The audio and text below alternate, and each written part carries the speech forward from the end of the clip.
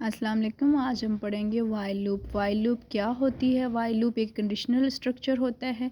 ये होता है एग्जीक्यूट करने के लिए स्टेटमेंट या सेट ऑफ स्टेटमेंट से, जब तक कंडीशन हमारे पास क्या हो, ट्रू हो, यानी रिमेन्स ट्रू। वाइल लूप का इस्तेमाल ये है कि ये कंडीशन को वैल्यू को तब प्रिंट करवाता है जब उसकी ये बार बार रिपीट करके वैल्यू को इटरेट करता है, उसको रिपीटेडली हमारी आउटपुट के तौर पर हमें प्रिंट करवा के दिखाता है। यानी ये लूप एक चलती है, यानी चलती रहती, तब तक ये लूप चलती रहती है जब तक हमारे पास कंडीशन क्या हो, ट्रू हो। अगर फॉल्स हो देन ये लूप, जैसे ही हमने वैल्यू ली, जैसे 1 2 3 4, अगर हमने प्रिंट करवाना है कुछ वैल्यू को 5 तक, तो हम किसका इस्तेमाल करवाएंगे? वाइल लूप का करवाएंगे। वाइल लूप बेस्ट है। हर चीज़ से कुछ एडवांटेजेस होते हैं, वैसे ही वाइल लूप के कुछ एडवांटेजेस हैं। ये लूप इसलिए इस्तेमाल की जाती है, हमें इसमें बार बार रीयूज़ मतलब कोड को लिखने की ज़रूरत नहीं होती। जिस तरह अरे में एलिमेंट होते हैं ट्रेवर्स करते हैं, वैसे ही इसमें भी करते हैं। ठीक हो गया? अगर हमने 5 तक लेट से कोई अकाउंटिंग का प्रिंट करवानी है, ठीक हो गया? मैंने जैसे कि आपको पहले भी बता दिया, मैं एक एन वेरिएबल है जो कि वो कंडीशन वाइल लिखती हूँ, उसके अंदर कंडीशन अप्लाई किया, एन लेस देन ये इक्वल किसकी है? 5 के।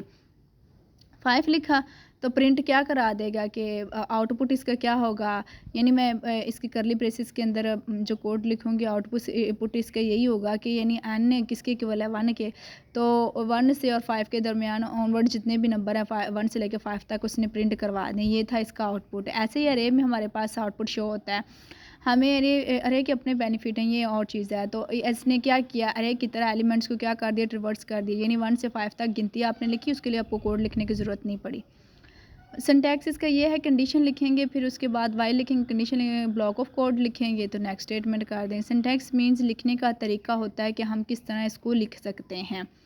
यानी आपने 5 तक गिनती लिखी है ना, तो आपको बार बार यानी 1 के लिए और 2 के लिए, फिर 3 के लिए, फिर 4 के लिए बार बार आपको कोड लिखने की ज़रूरत नहीं पड़ रही। आपने वाइल लिखा, लूप लिखा, वाइल लूप का इस्तेमाल किया, तो लूप का इस्तेमाल किया तो उसने क्या कर दिया? 5 तक आपको गिनती प्रिंट करा के आपके सामने रख दी। यानी एन को इनिशलाइज करवा दिया 1 के आगे, 5 के आगे उसको कंडीशन के लिए अप्लाई कर दिया। वाइल लिखा है, एन लेस देन ये इक्वल किस किया? 5 के। ब्लॉक ऑफ कोड लिखेंगे हम करली ब्रेसिस के अंदर, तो मतलब जो भी हम प्रिंट करवाना चाह रहे हैं, तो हम प्रिंट क्या करवाना चाह रहे हैं? एन को प्रिंट करवाना चाह रहे हैं, तो सी आउट कर देंगे एन, तो इसका आउटपुट क्या निकलेगा? 1 और 5 के दरमियान जितने भी नंबर होंगे वो इसको प्रिंट करवा देगा। तो क्या हुआ कि हमें बार बार लिखने की ज़रूरत नहीं पड़ी। 1 से लेकर 5 तक हमने गिनती प्रिंट करवानी थी, 1 2 3 4 5 के लिए गिनती लिखने की ज़रूरत नहीं पड़ी, कोड लिखने की ज़रूरत नहीं पड़ी। आगे है फ़्लो चार्ट। यानी फ़्लो चार्ट के अंदर हम देखेंगे कि इस तरह मज़ीद हमें स्टेप बाय स्टेप लिखने का तरीका होता है कि किस तरह हम प्रोग्राम को मज़ीद किसी भी कॉन्सेप्ट को समझ सकते हैं। एन इक्वल हमने क्या किया? 1 और एन लेस देन इक्वल किस किया? 5 के। कंडीशन अप्लाई है कि जब तक 5 तक ट्रू है तो वो बार बार बॉडी ऑफ लूप चलती रहेगी, बॉडी ऑफ लूप चलती रहेगी। जब वो फॉल्स होगी देन वो नेक्स्ट स्टेटमेंट की तरफ आएगा, जब तक वो प्रिंट ना करवा देगा। आगे छोटी सी एक प्रोग्राम है जिसको हम लिखेंगे, एक प्रोग्राम लिखेंगे जिसमें स्टार्ट एंड और क्या कह रहे हैं कि हमसे नंबर मांगेगा और इवन रिज़ल्ट जो है ना वो इन स्टार्ट और एंड के दरमियान में प्रिंट करवा देगा। हमें 3 वेरिएबल चाहिए, हमने 3 वेरिएबल लिख दिए, यानी नंबर चाहिए, स्टार्ट चाहिए और एंड चाहिए। ठीक हो गया? ये मैंने एक स्लैश और एस्ट्रिक और स्लैश और एस्ट्रिक इससे इस्तेमाल किया क्योंकि ये मैंने प्रोग्रामिंग के अंदर स्टेटमेंट लिखी है, इसलिए वो मर्ज वो कोड के अंदर यूज़ नहीं होगी, वो वैसे ही है। आगे एंटर किया कि एंटर क्या है? वो यूज़र से लेगा, यूज़र से इनपुट लेगा। एंटर क्या करें? Starting number. Enter starting number करेंगे तो फिर इन क्या लेना है? स्टार्ट का लेना है, सेमीकोलन लगा देंगे। उसके बाद सी आउट करवाना है एंटर एंड नंबर। ठीक हो गया? पहले वो स्टार्ट लिया उसने, अब एंड नंबर लेगा। जब एंड लेगा तो दोनों यानी इनके दरमियान में फिर बाद में वो देखेगा जितने भी इवन नंबर होंगे वो प्रिंट करवा देगा। ये डिपेंड करता है हम पे, हमने कौन से स्टार्टिंग और एंडिंग नंबर देने हैं। तो अब नंबर जो होगा वो किसके इक्वल होगा? वो स्टार्ट के ज़रिए से बाद नंबर किसके इक्वल स्टार्ट होना चाहिए? वो स्टार्ट से पहले नंबर से स्टार्ट होना चाहिए, उसके दरमियान में ही वो देगा। और नंबर छोटा या लेस देन किससे होना चाहिए? वो किससे होना चाहिए? वो तो होगा एंड वाले नंबर से। ज़रिए सी बात है, आपने जो स्टार्ट और एंड दिया, स्टार्ट किसके बराबर होना चाहिए? वो नंबर के। और नंबर छोटा किससे होना चाहिए? वो है एंड से। आपने वाइल लिखा, कंडीशन अप्लाई कर दी, एंड फिर इफ़ लिखा। इसके इफ़ के अंदर एक और कंडीशन देखिए, नंबर को मॉडुलस 2 के ऊपर डिवाइड करेंगे, यानी 2 के ऊपर डिवाइड करेगा, जिनका रिमाइंडर 0 निकलेगा वो क्या होंगे, वो इवन नंबर होंगे, और जिनका 1 या इससे ज़्यादा निकल आता है वो ऑड नंबर निकलते हैं। ठीक हो गया। तो नंबर को डिवाइड किया तो आगे प्रिंट हमने क्या करवाना है इसके अंदर, नंबर और स्लैश एन इसलिए लिया नई लाइन लेने के लिए।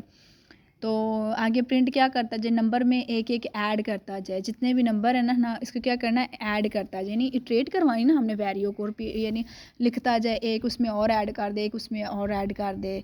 सेव किया और कंपाइल और रन करेंगे प्रोग्राम को। जब सेव और रन किया प्रोग्राम को तो जब वो देखेगा कंपाइलर कोई एरर तो नहीं है, जब नहीं होगा तो प्रिंट करवा देगा। उसने देखा एरर नहीं है तो उसने एंटर नंबर पूछ लिया, मैंने इसके अंदर 10 और 21 नंबर देना है। ठीक हो गया, आप अपनी मर्ज़ी से दे लें। अब देखें उसने 10 और 21 के दरमियान में जितने भी इवन नंबर थे उनको क्या कर दिया, प्रिंट कर दिया। यानी वो वैल्यू को बार बार इटरेट कर रहा है, देख रहा है कि रिपीट कर रहा है, रिपीटेडली वो अप्लाई कर रहा है, लूप चला रहा है, यानी देख रहा है कंडीशन ट्रू है तो फिर वो प्रिंट करवा रहा है, फिर ट्रू है तो फिर करवा रहा है, जब तब तक वो प्रिंट करवा रहा है जब तक फॉल्स ना हो जाए। फॉल्स उसकी कंडीशन कहाँ पे हुई थी, 21 पे। 21 मैंने नंबर दिया ना। अब मैं थोड़ा सा आपको समझा देती हूँ कि कुछ लोग ये इसके पीछे का कंसेप्ट क्या था। यानी कि अगर आप नंबर वो देखता है जाके डिवाइड करता है 2 के, मैंने ये दिया था ना कि नंबर मॉडुलस 2 पे डिवाइड किया था। लेट से मैंने 10 नंबर पहला दिया था, उसने 12 को पहले लेट से चेक किया। ठीक हो गया, तो वैसे करता तो वो पहले फर्स्ट को 11 को चेक करेगा, लेकिन मैंने वैसे 12 लिख लिया। तो 2 6 जार क्या होता है, 12 किया तो रिमाइंडर इसका क्या निकला, 0 निकला।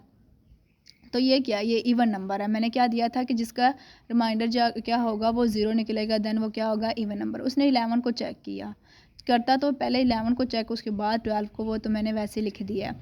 तो 5 को किया, 2 5 जार क्या होता है, 10 में से कितने निकले, ये 11 में से 10 निकालें तो बाकी 1, अब 1 निकला है तो ये क्या, एक ऑड नंबर है। अब वो इसको नहीं प्रिंट करवाएगा, उसने किसको प्रिंट करवाया, उसने 12 को प्रिंट करवाया। ऐसे ही वो 10 और 21 के दरमियान कितने भी नंबर हैं सबको चेक करता जाएगा। उसने 21 को भी चेक किया, उसने 10 को भी चेक किया, 10 का भी रिमाइंडर क्या निकलता है, 0। 2 पे डिवाइड करता गया और वो इसी तरह लूप को इटरेट करता गया, तो और क्या कहता है, रिपीटेडली उसको प्रिंट करवाता गया। आउटपुट तब तक उसने रिपीटेडली किया जब तक आउटपुट उसका क्या ना आ जाए, 0 ना आ जाए, तब तक उसने उसका रिमाइंडर 0 ना आ जाए, और जब तक कंडीशन क्या ना हो, ट्रू हो, तब तक उसने चलाया। जब फॉल्स होगी कंडीशन तब उसने किया कि ठीक है ये फॉल्स है, तब वो नेक्स्ट स्टेटमेंट की तरफ जाता है। इन दोनों के दरमियान में 10 और 21 के दरमियान में उसने एक अरे की फॉर्म में हमारे